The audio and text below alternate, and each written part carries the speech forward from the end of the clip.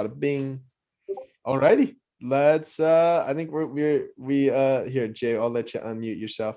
But by standard, we kind of have the mute on just while we're doing the presentation stuff. That was large in part just so that you know we didn't have people kind of like coming out of nowhere. All right, that's cool. I'll just mute myself again. Oh no, you're totally cool. It was more so like for like people we haven't spoken with previously, so that like they're all good to go. Sweet. We are live. We are live. Awesome, y'all. Welcome, everybody. This is the 5th town hall. This should be a good one. We've got some product updates, a few other updates, things that we're working on, and then we got Joshua from IOHK to talk a little bit more about what they're doing with NFTs and maybe drop us some insights on what's going on there. Great. So my name is Grant Scholl. I'm the CEO of the team building Clarement. Hand it over to Aiden. Yeah, so I'm Aiden Williams. I'm a kind of community director, product guy, having a lot of fun doing all this. So for today, we have a real fun agenda. I think one thing that I'm really excited to share, and I know Grant is super excited about this too, is we of course have our standard dev update, which is kind of like the standard weekly thing where we tell you where we're at. And then I think what I'm really excited to share is this product upgrade. So Grant and I had a nice powwow this Friday, I want to say, and within the span of an hour and 45 minutes or so, figured out a way to really upgrade the user experience through decentralization, as well as just kind of some other cool mechanics. So we're excited to kind of share our thoughts on that. And then we'll do a DAO Chat Recap. So Grant held the latest DAO Chat, which is kind of our way of just having like, kind of ground up discussions about what's going on in the space and, what's going on in Playermint. Then jumping into some founder NFTs, Q&A, and then the spotlight presentation everybody's waiting for. Josh Miller going to be talking about, commercial business NFT stuff from IOHK and whatever he has stored. I know I'm super excited for that. But hopping into it, on the dev update side of things, I want to call everybody's attention to, we kind of have this nice little roadmap that we've been going. And if you've been following us, you kind of see this car moving across. So at the moment right now, you can kind of see this little roadblock. So we are basically in a point where we're just about, we kind of signed off on all those designs. They look really good. We got this like .sketch file from our dev group, and we're kind of ready to move forward. But we're kind of in this unique position right before we move into this third phase, which is the code base, followed by the audit and then launch of the product, where at the current moment, we are saying, what I just said about Grant and I, where we had this powwow about how can we improve the product before we take a step forward into actually coding it out. So before we begin that code-based development, we wanted to just review the product, make sure it was as good as possible. And it was, lightweight, usable, fun, enjoyable, best user experience, and held good blockchain decentralized parameters. So what I'm about to dive into is why we have that roadblock there. Once we kind of update our scope and we get that over to our developers, they will, it'll be less work for them, but a better user experience in the end, which is kind of an interesting thing to say and something that really can only occur in blockchain. So what this big thing is it comes down to a wallet upgrade. So originally Playermint was going down the route of, we were going to make our own wallet system that was built into our website that users would have to make their own recovery phrase for. And then this wallet would be inside of, a specific website, and that's how it would be accessed. So, ultimately, we were going to have to go through all of the development costs and operations of building out our own website, keeping it maintained, making sure it upgrades as Alonzo hard fork occurs and future hard forks and product upgrades, and eventually adding features like staking and being able to display all of these NFTs and stuff like that. And basically, what Grant and I came to the idea is, well, there's all these beautiful wallets out there. Like I think one of the premier ones that I saw a really cool demo by Liquid on using the Nami wallet to connect to their application. And that kind of made Grant and I think, well, hey, there's all these really cool wallets out there that are browser extensions or mobile apps or desktop applications. And they have dApp connecting capabilities where it's really easy to connect to them. And then the user just signs transactions like a MetaMask wallet. So what if we took a step into, instead of using and making our own wallet, we used a wallet that was going to be already used by a large portion of users, and a wallet that wouldn't only have to be used on PlayerMint, but was also being able to use across a variety of applications. Like I said, Liquid is implementing it. So what we decided is if we integrate this, what are the pros and cons? A massive pro is to the user is the account system. So what Grant and I realized is originally we had this full process of, let's create a user account via like, what's their username and password. And then, you know, they go off and then they make a wallet. So they have all their recovery phrases and all this stuff, and they write down all this information. And what we realized is that we could X out all of that account creation aspect, pretty much everything except for linking someone's gaming account so that they can get paid to play, was just by adding a connect wallet feature. So instead of having a user create a PlayerMint account and then a wallet, we can replace all of those by essentially just enabling users to connect existing wallets that they have. So maybe that's your Daedalus, maybe that's your Roy, maybe that's your Nami wallet.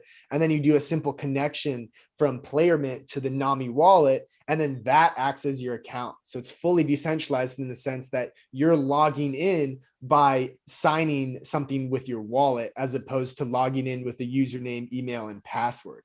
So that's really beautiful from the standpoint of decentralization, as then us as a company don't have some server somewhere that says, okay, this username and password, you know, reflects this user, and if they enter it, they gain access into this account. So that's really beautiful. That's really helpful. And it also offers some other benefits, like, for example, NFTs. So we're all living on this beautiful Cardano blockchain, and we're all doing interesting, amazing things with it.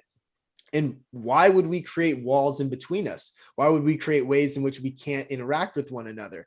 So when we have something like a Nami wallet or Yoroi or Daedalus, where there's these wallets that connect to multiple dApps and applications, what starts to happen is someone can go over to Artano, NFT Maker, or CNFT.io, and they could mint NFTs, or they could buy NFTs, or they could sell NFTs, and then they can take that money or those NFTs that they traded for, and they can bring it over to PlayerMint as well, or vice versa. They can come over to PlayerMint, they can purchase a NFT for PMX, and then they could send it over to CNFT.io and sell it for ADA if they wanted to. So there's these different opportunities in the sense that now the system becomes more interconnected, because the wallet interface enables connections to NFT marketplaces as well as DEXs. So for example, users that are earning PMX, or you know, if you're earning PMX and you want to sell it for ADA or another asset, now you have a single wallet where instead of having to send it from your PlayerMint wallet out to something like the Nami wallet or your Roy or Daedalus or something of that nature, now it's already in a wallet where you're just going to connect to SundaySwap, Cardax, Merkur, and then you'll be able to connect to that, and you could sell your PMX for ADA, or maybe you want to buy PMX. So, you know, you come in with a Nami wallet that has ADA inside of it, connects to a DEX, buy your PMX, and then you're good to go already. Sign in through that wallet into the PlayerMint account, log into your Epic Games account, everything's linked up, you're ready to start earning. We have a wallet connection, and you're able to start selling NFTs that are already in that existing wallet, as opposed to having to do things like constantly be sending PMX and NFTs in and out of the PlayerMint wallet. So this is bringing us a lot of benefits to the user, but it's also bringing benefits to PlayerMint itself. And the main benefits really come from a security perspective, in the sense that the user is given the capacity to choose their level of security for them. So for example, if they are the person that wants super hardcore security, where they have a Daedalus wallet that is linked to a ledger system through Ledger Live, and that's where they store all of their native assets, you know, they can do that because they can integrate with that Daedalus wallet as long as that dApp connector is there.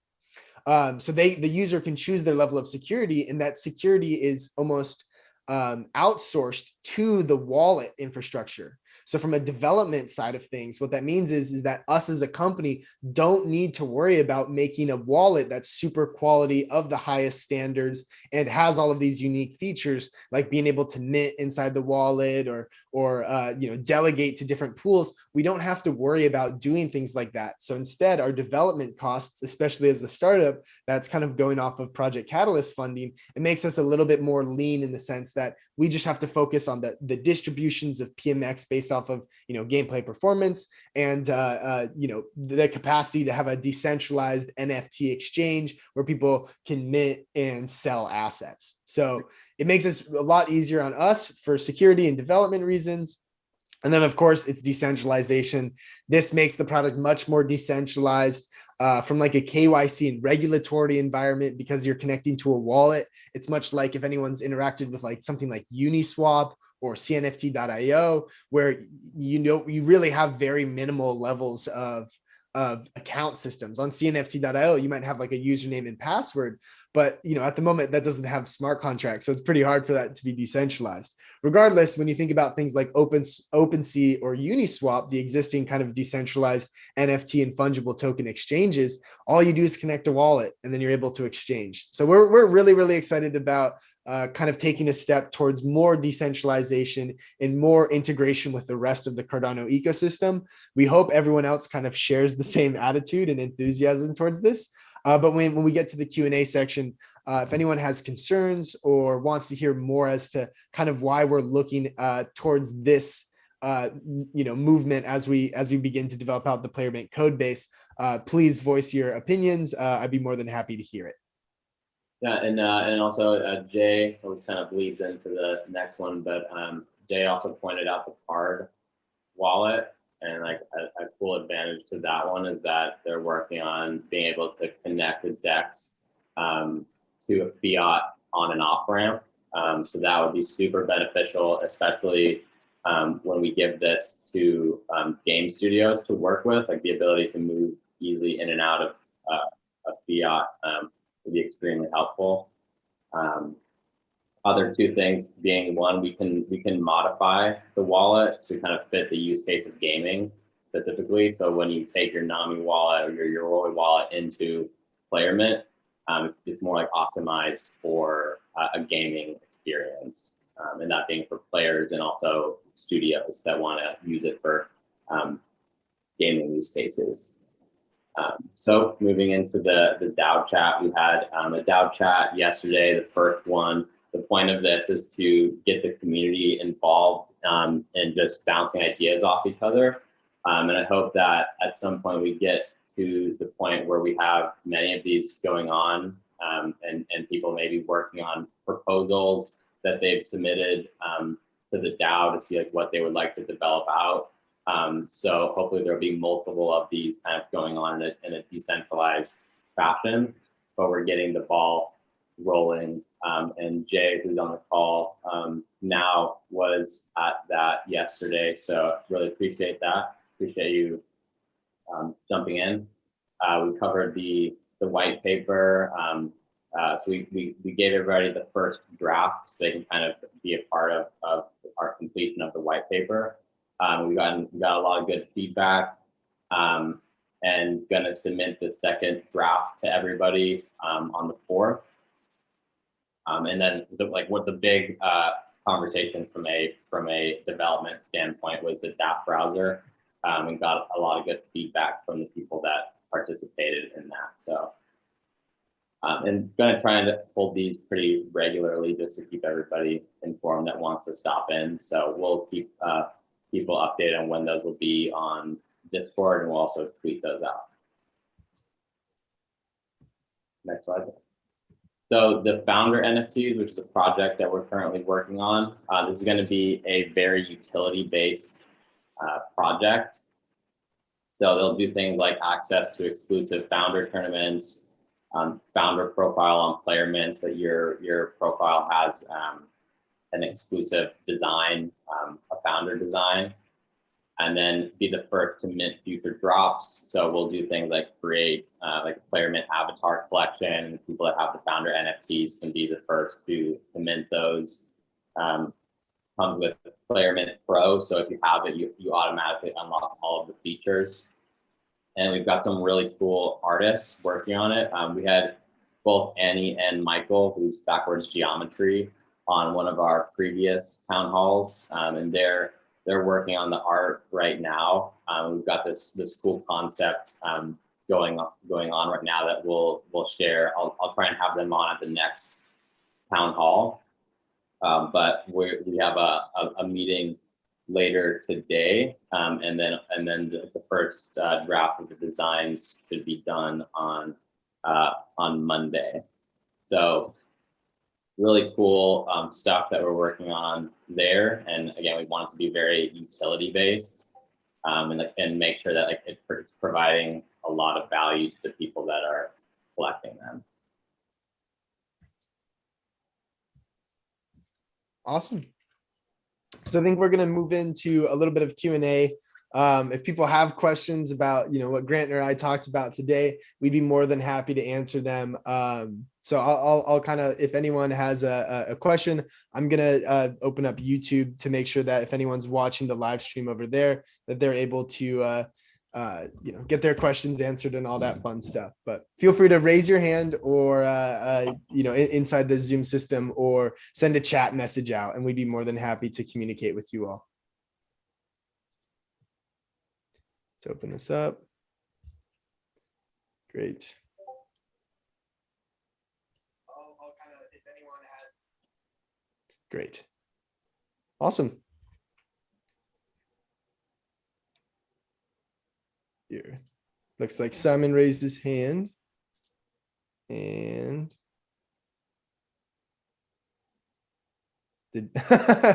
I've just tried to find everything and move through this. Okay, let's ask to unmute. There we go.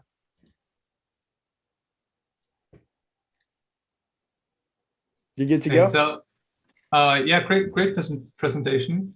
I'm just curious because I don't know how safe, and I think it's a good idea to pivot that way. But I'm not sure how safe are wallets like MetaMask, like those plugins. Do you have any reference? Yeah, so for things like Nami Wallet, our thought process is that, at least me personally, I'm not someone that has a massive level of experience in terms of like code pace and design. I'm not a developer myself. So in terms of determining the security risks based off of the code base, that's something that we're going to send over the open source GitHub files over to our developers so that they can make sure that everything looks good from that perspective. But in terms of things like browser extensions and things of that nature, my opinion towards them is for example, Emergo with the Yoroi wallet has for a very long time have had a browser extension as that. MetaMask is pretty much the standard dApp connector on, Ethereum. So in terms of, there's kind of a joke going around where imagine, storing your life savings in a browser extension. But I think as we can all understand is that's the front end environment. That's simply the easy user experience in which someone can kind of come in, interact with a wallet based off of the website they're on. So from a security perspective, we would have our developers go into the actual code base files. But in terms of it being a browser extension, I'm pretty sure Ledger even has a browser extension. I was on the Google Chrome store yesterday, and there's many wallets. I believe Binance. There's a Binance-based wallet on there. There's multiple Ethereum ones.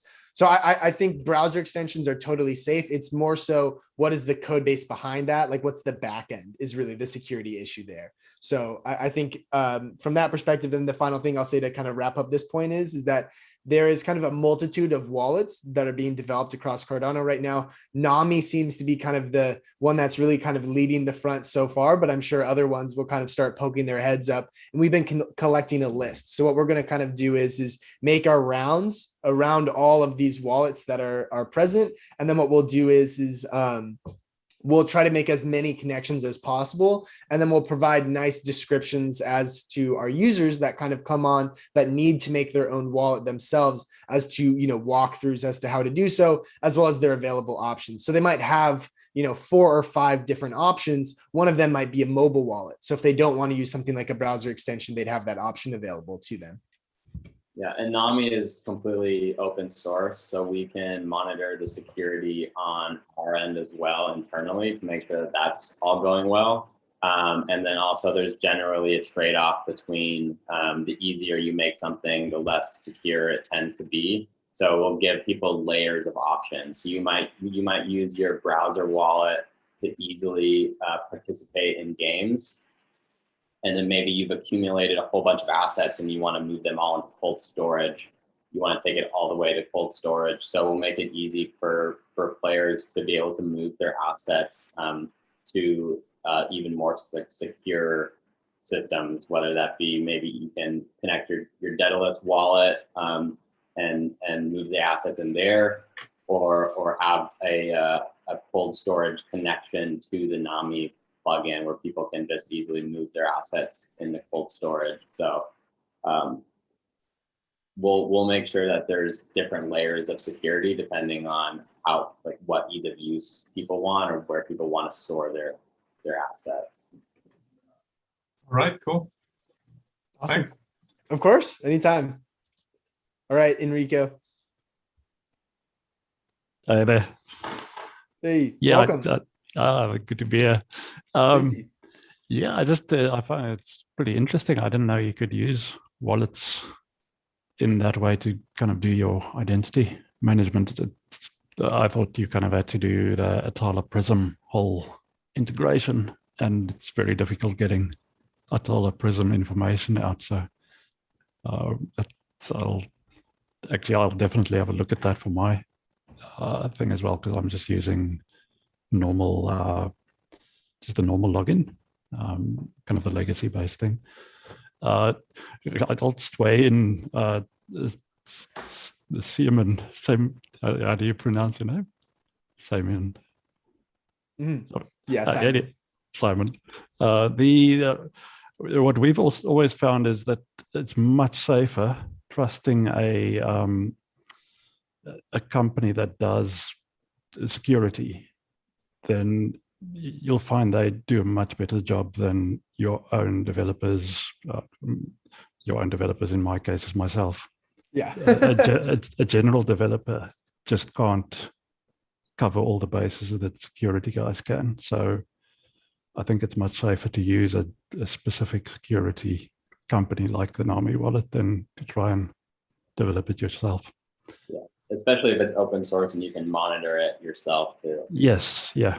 And then there's lots of other people that monitor it as well because they use it. So I think it's a very safe option, and I'll definitely be looking at that. The other question, Grant, you mentioned some wallet with a fiat on-ramp. I didn't quite catch the name there. It's called Card Wallet, but I think Jay could probably speak better to that. He's brought it to my attention. If you want to jump in. Wallet. Yeah, so Card Wallet, they haven't launched yet. They don't have a working product. I think it's supposed to be launching in the next month or two, probably around the time of smart contracts. But essentially their whole thing is, and this is all dependent if they can deliver, but because I mean it's a pretty big deal. But essentially it's just being able to fluidly withdraw and deposit fiat like an off and on ramp without getting mixed up in like the legacy banking system where, in the past, if you've especially withdrawing funds, a lot of banks will actually freeze your account. And there's been a lot of problems in the past with your bank account being actually frozen. And in some cases, even being terminated because the bank simulated some sort of scam. In Australia, we had a lot of that. Yeah. So the whole Card Wallets, one of their big features is that you'll be able to safely and securely transfer funds from fiat to your wallet fluidly without any problems, which would be huge. That sounds incredible. Yeah, that does sound incredible. I watched their interview with Trading with Paul after our call the other day where you brought it up, Jay, and I guess they have some partnership with some payment system. I think they're like a big payment company. And there's like a KYC process between the DEX and this payment company. That would make sense. And my assumption is that they're going to try and automate that connection there with developers. That would be my assumption. And I mean, even if it's just like one, I mean, even if they don't have multiple options of transferring from crypto to fiat, even if it's just like one central entity, I mean, that would still be pretty huge. Yeah. Yeah, absolutely. Yeah. So I think the big thing here is that, and I think it kind of highlights the benefit of decentralization is just that when you're all building on the same layer of technology and you're all doing it in open source ways, you in actuality almost have a monetary incentive to make sure that everyone else can use your wallet. And because if we are sending people to, go make NAMI wallets and, use that as the premier service, we're almost providing them attention, but they're providing us benefit in the sense that now we have a great wallet that they can, users can interact with our entire system with. So I think it kind of highlights like the benefit of decentralization. Whereas if we were dealing in centralized products, you kind of wouldn't want to just say, oh yeah, go use that person's service for this portion of the product. I just don't think that would happen as much, because that would be, you're losing out on your profit lines. So yeah, they charging you like putting in PayPal. Exactly. Yeah, totally. So, what I really love is it's like NAMI wallet has this great feature where it's like, okay, I traded a NAMI wallet yesterday. I loved the user experience. It was smooth and easy. And I can't wait to sign transactions to, buy NFTs with PMX on a player mint, NFT exchange, and then, get to have those in my NAMI wallet. And maybe I own a little bit of ADA that I then head over to a DEX and I buy some other sort of fungible token on, and I can have that all in one place. So we're really, really excited for it. You mentioned your PMX token. Does the NAMI wallet, when you do swaps with that, have this, so a native token, as far as I can tell, if I want to send one of my token to anyone, then I have to pay 1.44 ADA to go along with it. Does the NAMI wallet do anything to kind of mitigate that problem? So to my understanding, I would need to look a little bit deeper. It's something that I downloaded or added, I guess, extended upon my browser yesterday. So I don't know the true specifics, but my assumption would be that it's the same as other wallet experiences where you do need to have that amount of minimum. Yeah.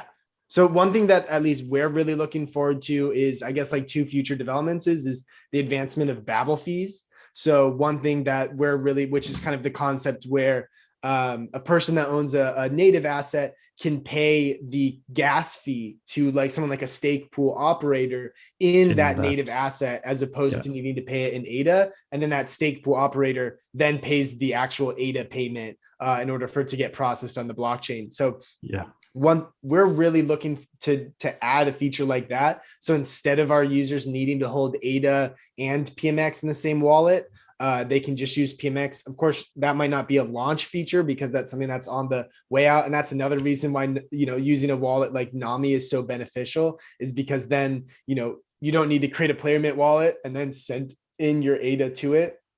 A lot of people already have NAMI wallets that they're using to buy NFTs and whatnot. So if you already have that NAMI wallet with ADA and NFTs in it, you'll easily be able to plug into our system. So I think there's a lot of kind of fun principles. And then the other big thing that we're trying to integrate with is, of course, Hydra, so that we can get that higher transactions per second, lower cost fees and all that fun stuff. And in addition to that, we're actually, Grant and I have been very preliminary talks about maybe even setting up our own player mint stake pool so that we could become our first Babel fee operator, so that the player mint team could operate a stake pool that would act as the first stake pool to enable users to pay gas fees purely in PMX, just so that we can support an easier user experience. And then we can go out and work with other stake pools to do the same. We'll probably, we've got a stake pool that we kind of looking to do that. So we'd be interested in helping you with that. That would be amazing. We would absolutely love to do that. Yeah, to be honest, I don't know. I've kind of tried to read up on the Babel fees, but I couldn't quite follow it. Yeah. No. So I would recommend there's like a SoundCloud version. right, okay, yeah, I haven't seen that. What I did to like wrap my head around it really well was like just like listening to the SoundCloud version like 3 or 4 times over. Okay, yeah, reading it, I think the easiest, the easiest thing to understand about the Babel fees is maybe I can just pull it up real This quick. is a super critical part of our roadmap, and it's like one of like the really big advantages of Cardano for us is being able to have our token system and not have to have this huge user problem where they need both of the tokens. So this is like a very big part of our like a very big focus of our development. Yeah, I've read through this. The question that it kind of left me was if you've got your own stake pool and you minting like 1 block per epoch, is that if that's the only stake pool that does the Babel fees for, say, PMX token, does the transaction take that long? Does it take a couple of days to I see what transact? you mean. Yeah, because if you're saying that like if that wasn't selected as someone that was going to be having blocks that epic, how are the transactions going to be processed? Yeah, exactly. So I couldn't figure that out. But I've got a feeling that must be, because if you're the only one that allows PMX in your stake pool, then I think it would need to be your stake pool that does the block. Yeah. So us as a company would definitely need to you try to reach saturation pretty quickly. Yeah, you'd need to spread it out to a few. And then still a few. But yeah, to be honest, I don't know. It might actually be that they've got some way of doing it and then sending it to your be passed off to the validating. Yeah, maybe they can call out to your node, or I don't know. Or maybe they can see if there's a Playment PMX token in there, then that might be a way to force it to use your pool. So if it sees there's a PMX token to be transacted. Then, I think that's clever. Yeah, and William is also sending out some good information just in regards of strategy. So I think William's kind of stating that what we'd want to do is kind of go after a bunch of stake pools. So maybe our big approach would be approaching stake pools and offering them utility through player mint. So maybe something to the nature of we will bring airdrops of NFTs to your user bases. We will. It's a benefit to the users of that, so to the delegators. So yeah, that's exactly what we were thinking in wanting to do this. So the company I'm kind of consulting to, they've got the pool, and they basically want to add more utility to their pool so that they can attract more people to stake on their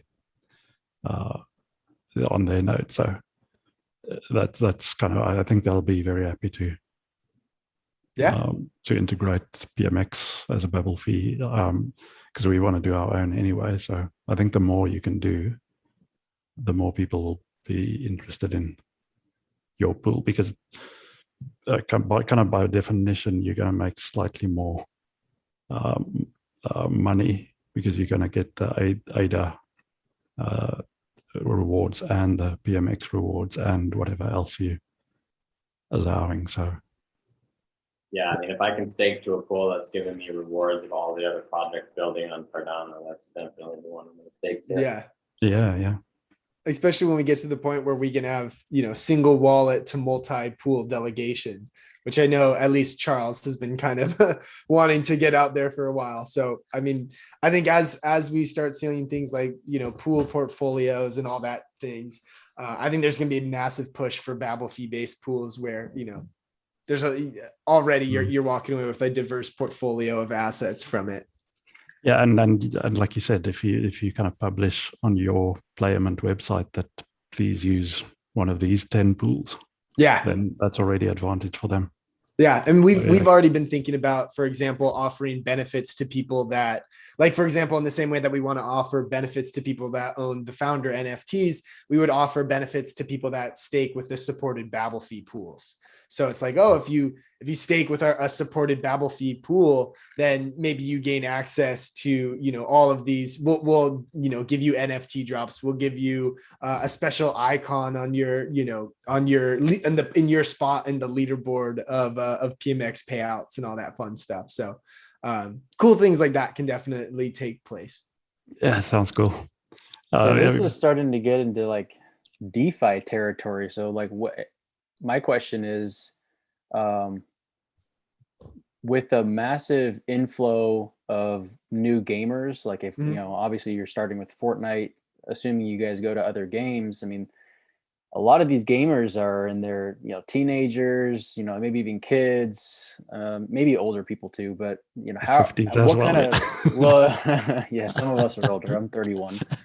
But what kind of mechanics or systems you guys have in place to like explain some of these more complex ideas to some of the some of the gamers? Because I mean, this is going to go straight over their heads, like staking and pools. It's just Babel fees. It's just what do you guys have in place to kind of make it simple for like the user to understand these things? Totally. I think that most of the players won't need to understand the whole they won't need to really understand the mechanics of Babel fees. Like we'll be working with a number of stake pools to like make sure that it supports what they're all doing. I think inevitably a huge chunk of the user base is just going to not even want to care about how the thing is working. They just want the thing to work.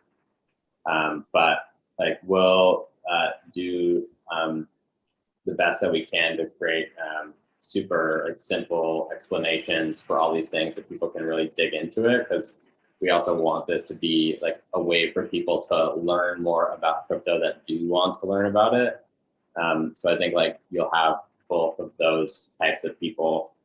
Like some I mean, gamers are a lot of them are young, but they're also insanely tech savvy. Like you look at Roblox, you have all these 12-year-olds that are building massive like programming together, massive economies and complex systems. I think a lot of them are like super interested in learning about it themselves as well. I agree. And I think that it's another vehicle for just to bring more people into crypto. I'm just wondering how we can make that process as like streamlined and simple and fluid as possible. Yeah. My thought behind it is you explain it through the medium that they love. So if I think Grant spoke to the great point is that we want to become a blockchain application that doesn't need to say they're a blockchain application, if that makes sense. Like we want to be an application where the user experience, like for example, a lot of companies nowadays, they're not bragging that they're using, this specific code language or that, oh, we're built on AWS. Like we're, there's a lot of companies out there that they just have e-commerce sites and they operate as the way that they operate, but you don't need to know that they're using all these plugins to do all these certain things. You just kind of enjoy the end features. So we're going after that end, but I think in regards to when you are in the earlier stages of developing out a product and you do need to tell people to go make a NAMI wallet with a recovery phrase and all that stuff, I think how we explain it to people is through the medium of gaming.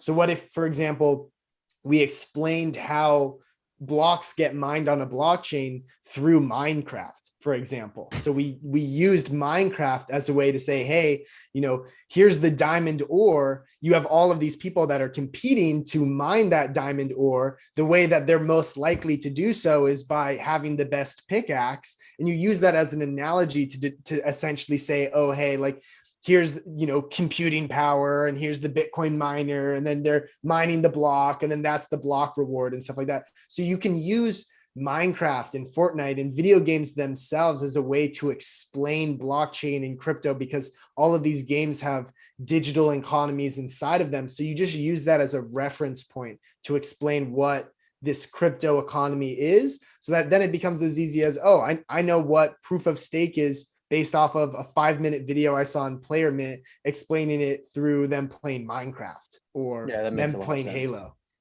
For sure. Yeah, we have like gamers in our DMs like asking us how all this like crypto stuff works, and it's super funny to see these people that are so interested and like so interested in what's going on, but they really like have no idea how it's all working or like what it is. Like they want to buy an NFT and they want to get an NFT, but they don't even know like any of like the blockchain concepts or anything like that. So I think especially in the NFT world right now, you're seeing a use case that's allowing people to grab onto it without really having to understand what's like why it's happening. Just it's able to kind of work, which is really exciting. Yeah, it's definitely, I mean, if you just go off sheer numbers of gamers out there, I mean, that if there's a simple way to bridge crypto and gaming, it's gonna just be absolutely massive. Totally. Yeah. Well, awesome, y'all. Before we move on to Josh's presentation here, I just want to make sure, did we answer everybody's question? Is everybody feeling good? Ready to hear the spotlight presentation before we wrap things up? Yeah, good with me. I'm good. Awesome. Alrighty. Well, we'll hand it over to you, Joshua Miller. Really appreciate the discussion, y'all. That was a lot of fun to kind of just like chat. It's fun to kind of have a nice conversation like that. Yeah, thanks. Yeah, it was really fun. Hi guys, I'm Josh. I'm with IOHK. I work in the commercial department as the NFT business lead. And you also might know me around on Twitter as Crypto Supreme 18. I run a Cardano merch shop that all started because Charles back in the day wanted to sell T-shirts. So look, what are we working on with NFTs and getting involved in? Well, there's everything that's been going on within the Cardano community, and then there's also the pre-existing NFT industry that's out there.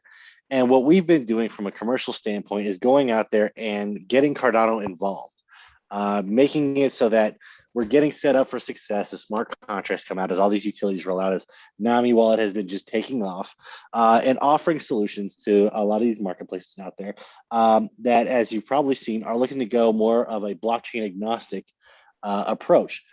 They just want to cater to their customers, and they just want to sell high quality NFTs with partnerships with creators, et cetera, et cetera. But they don't really care what blockchain they use for it. And that's one of the areas we've been focusing in. Is to deliver that flavor, to be able to join up with these marketplaces or these experiences, gaming, anything that's out there that's come our way or we've looked at, to get Cardano involved. It's because if we can create a great interoperability and ecosystem experience, we're going to see an influx of people looking to get out there, especially when it comes to creators. Because on one side, we have all the up and comings that are in the Cardano community, which have just been fantastic. It's been growing on its own and all. But for me personally, in the commercial department as NFT business lead, I'm getting hounded with emails of people wanting to talk about Cardano or move over to Cardano. And it's really, really exciting, and it's at the point where they want to know, what can Cardano do for them that Ethereum's not so good at, that Polygon's kind of lacking at, or, why pick A over B, or, how everybody's golden dream of being the next NBA top shot.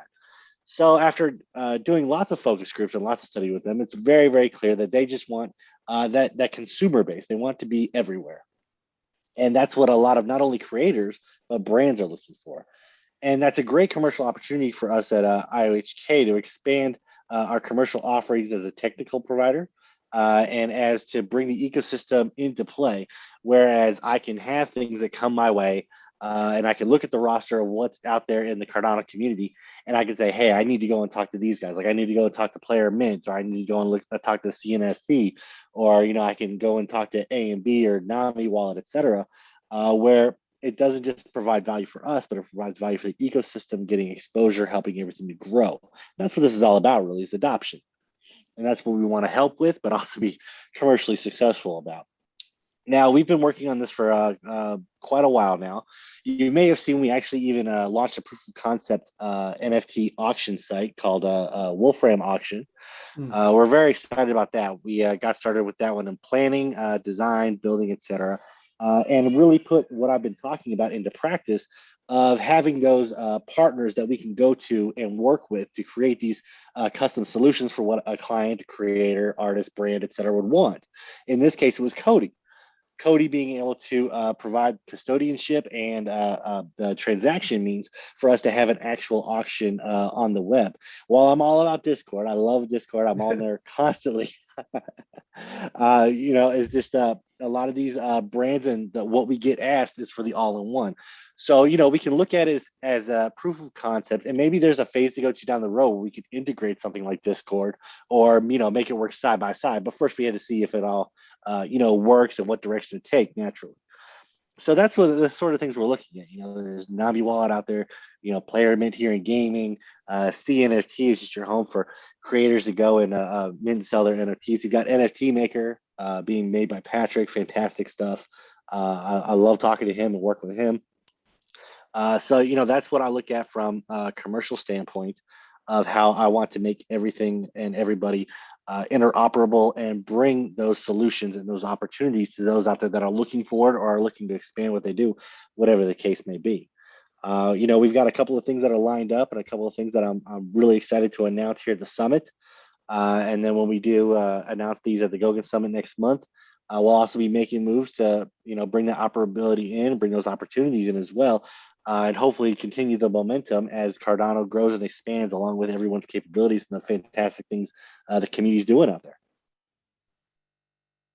Totally.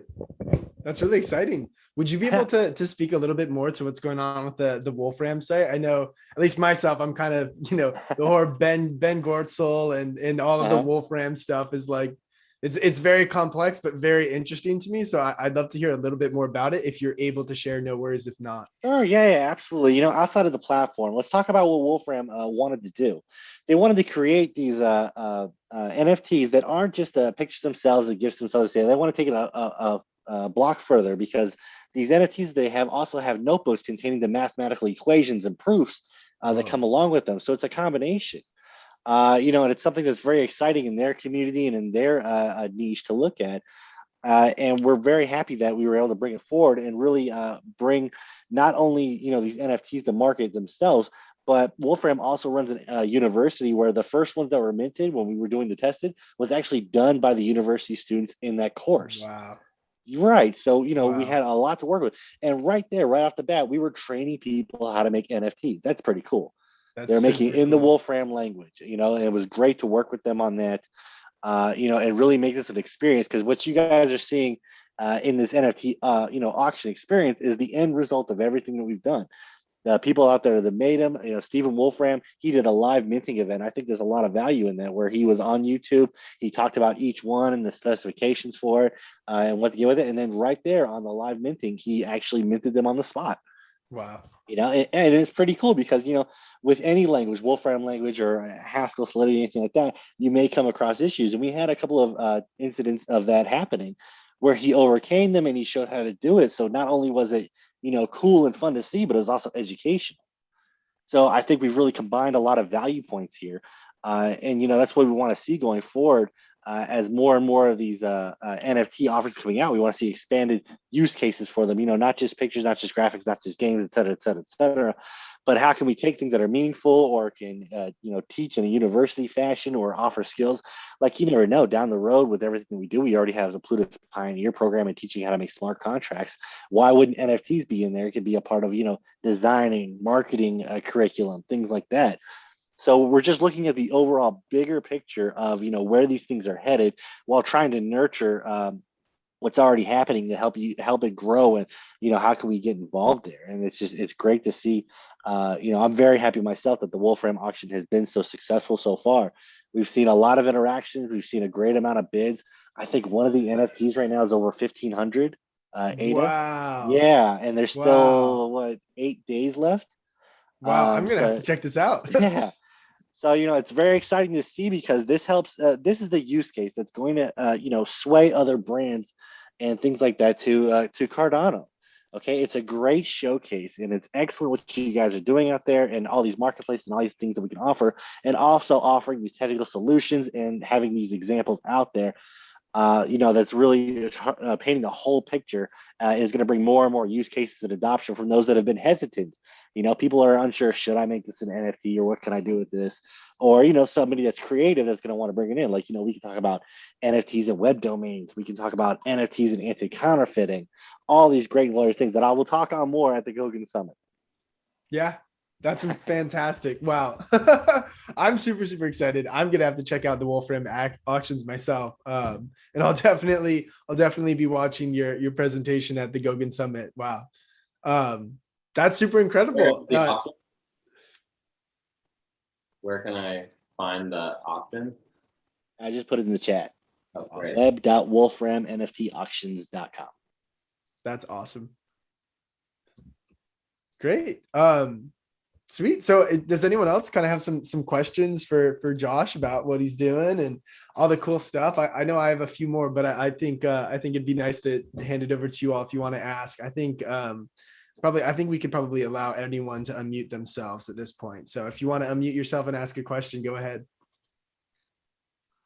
I just, I was just looking at the site you just sent. Is it like fractals they build with? So kind of programming fractals, and then basically it's programming fractals, mathematical proofs, equations, just a whole combination of things that are really going to paint the entire picture outside of what you see. It's really holding on to something special. These are years of development. Teams spent years of research on these, and these are the fruitions of what they've come up with. Wow. Mm-hmm. Amazing. Yeah, this is super, super cool. Wow. So I guess how can so it seems like you're working closely with someone like Wolfram Alpha, for example, just in terms of Playermint. Like, what could Playermint do in order to kind of get involved with some sort of approach like that? Like, is there something, you kind of said this cool thing in terms of the students minted the NFTs themselves? Could we do something similar, but with gamers, where maybe they live stream some gameplay and then they clip up a piece of it and then mint it as an NFT live in front of their stream, and everyone kind of gets educated on how to do so? Or I guess right, what could projects? Yeah. Playing these NFT games and things like that, you can really take a Twitch approach to it. Where you can, mint these articles together, whatever they may be. Let's just, for the sake of say, it's a racing NFT game, and you're developing a skin for it. You're going to mint that skin as an NFT for your car, and you can actually go on, through Twitch, and if you guys have it set up, you'll be able to live mint there and show people how you did it and why you did it. And then from there, it creates not only that basis and foundation that's getting used, but then there's also, something that can show the lifespan of that NFT and where it goes and what direction and where it ends up. Like I said, a lot about interoperability is it would be great if Playermint NFTs didn't have to stay native. Okay, next thing you know, we're seeing this car skin NFT going through CNFT or some sort of primary market to the secondary market.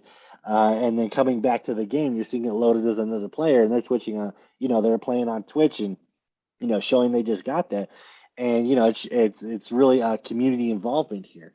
And it's very exciting functions to see that you don't see a lot of too much now. You see smaller scale things, but it's definitely a great direction to go when we talk about gaming. Yeah, definitely. I think Ludo Token's doing a lot of cool stuff in the space already, and they're using Patrick's platform with NFT Maker and all that fun stuff. So yeah, I mean, I'm super jazzed. I'm super jazzed. Yeah, I think it's a great opportunity for kind of like mid-sized indie game studios to get a good advantage over the competition right now. Right. Yeah. And, that's what a lot of ones that are out there are looking to do is, how can not only Cardano interact as a blockchain system and, NFTs, but how can we take it to the next level? Because we have some of the most creative minds I've ever seen. And those things right there are going to be what tips them over to doing it on Cardano or doing it on putting their games and things and work with you guys on PlayerMint, et cetera, et cetera. Yeah. I mean, my like bull thesis on NFTs originally was just like, you're giving this amazing tool to the most, like, some of the most creative people out there, and Right. like where they can take that is totally mispriced. And now I think that we're at that same spot, but for games. Yeah, something that I just saw this morning was the development of a way to more or less do royalties using the metadata instead of just waiting for smart contracts. That is incredibly creative, and I'm very excited about that because, for myself, looking out from the Cardano community into the NFT industry as a whole, I can see a lot of applications for that, for how a lot of marketplaces and things out there that are on like Ethereum or Polygon, et cetera, the direction that they're trying to go, this solution that they're coming up with here, is really gonna, catapult capabilities ahead, where artists can get royalties themselves. But also with platform interoperability and talking about commissions where you guys can work together on these things. So yeah, so PlayerMint, necessarily working with secondary markets or helping to guide player profiles and things like that. There can be some real synergy between those platforms. Yeah, Totally. Yeah, it'd be great to get some, like, one thing I think I don't see enough on things like OpenSea and whatnot is like, you'll see, wrapped ETH bids, and you'll see like stable coin bids or Ethereum bids, but you don't see a whole lot of like, oh, I'm going to use my basic attention token to make a bid on one of these assets. So I think one thing that would be super cool is like, oh, hey, can I go on to cnft.io and I can make a bid with PMX, or I can make a bid with Liquid's token, or I can make a bid with another DEX token, or any other fungible asset, and have kind of that cool interoperability. So I'm super excited for that too. Yeah, having the flavor of choice for the user out there is important. We're dealing with such a vast array of audience. We've got the ones that are just into gaming, so they're more the fiat basic users. But then we've got the crypto users that would like to use what they prefer. I'd like to use my Babel coin. I'd like to use my basic attention token, et cetera, et cetera. That's really is going to be a game changer out there, where you don't have to conform to meet the marketplace's standard and to use it, and that kind of takes away from the experience. Totally. That's amazing. Super incredible stuff. I really appreciate you coming here and chatting with us about it. Oh, sure. I can't wait to see you guys for the Goguen Summit and talk about everything we've got going on in a lot more depth. We've got a lot of announcements and great things going on you guys are going to love.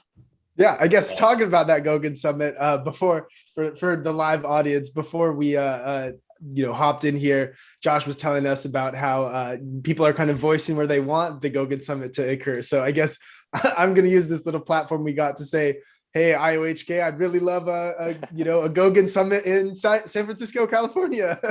So if anyone else out there wants a great summit in San Francisco, California, like myself, I think we got a lot of entrepreneurs there. There's a lot of business folk. If we're talking about, there's a lot of people that want to get into crypto and blockchain. They're just looking for which one to do it for. I think San Francisco is a great spot for that. So I might have to clip that up and post across our socials and try to encourage that. But so yeah, I kind of had to give that little plug. But thank you so much for speaking with us, Josh. Does anyone else have kind of Does anyone else have a question before we kind of wrap up here?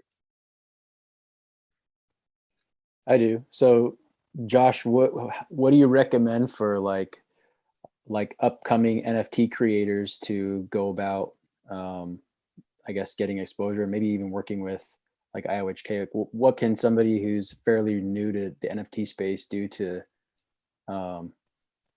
maybe learn more, or get their art more exposed, or that type of thing? Sure, absolutely. The first thing I tell any commercial opportunity or anybody that comes my way is to get involved in the community through Twitter, Discord, Reddit.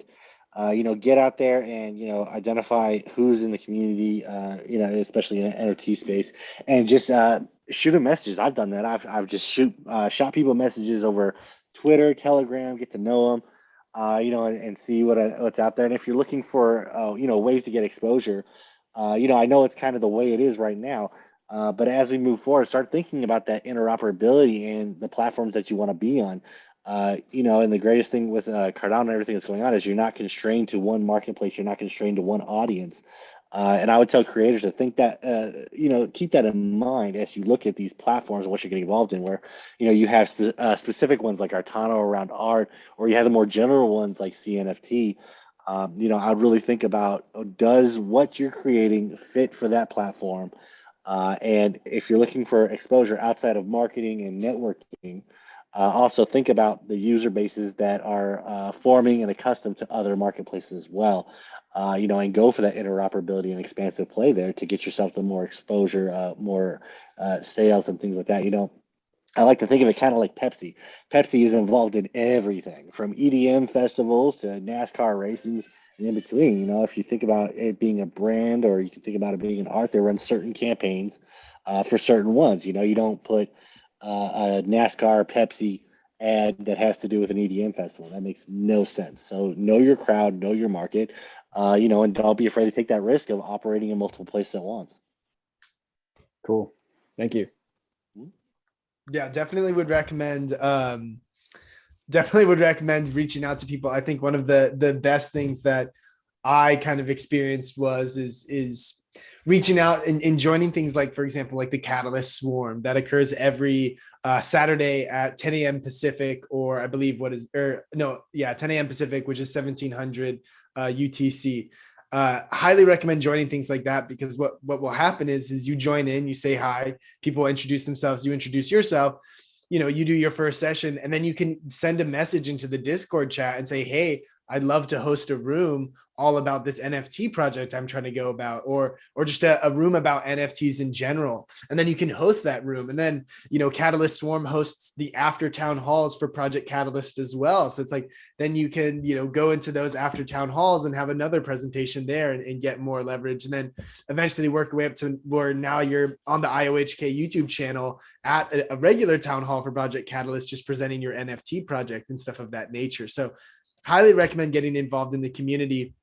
And I think if you're going to create a Twitter page for your NFT project, one of the most underrated skills and tools for large platform growth is commenting on other people's posts.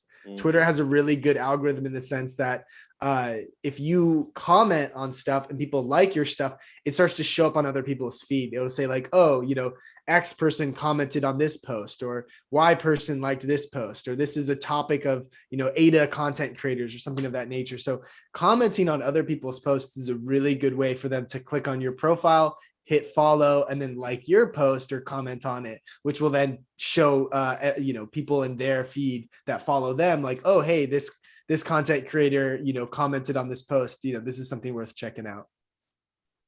Cool. Sounds good. Great. Do we have any other questions that we kind of want to go here before we wrap everything up? Or are we all feeling good? Mentioned Adam Dean. There's another system he's working on called Mercury that has to do with marketplace. So watch for that too. That's probably one of the systems I'll be using. Mercury. Is there a website that you'd be willing to just share with us? I don't actually think he's got that on a website. It's just an application that he's developing that he'll basically make available to developers in order to connect up that API. It's just functionality. But yeah, Adam Dean is quite well known in the space. And I've teased him about how many clones he has. I don't actually know the number. I know it's more than 3, but I don't know how many clones he has. But he's in at least 3 different places at once. Yeah. Some people can do that. Yeah. Well, great. I think we can wrap things up then. I want to say I really appreciate everyone's time for kind of showing up, whether you're over there on YouTube or the wonderful folks that made it into this Zoom call.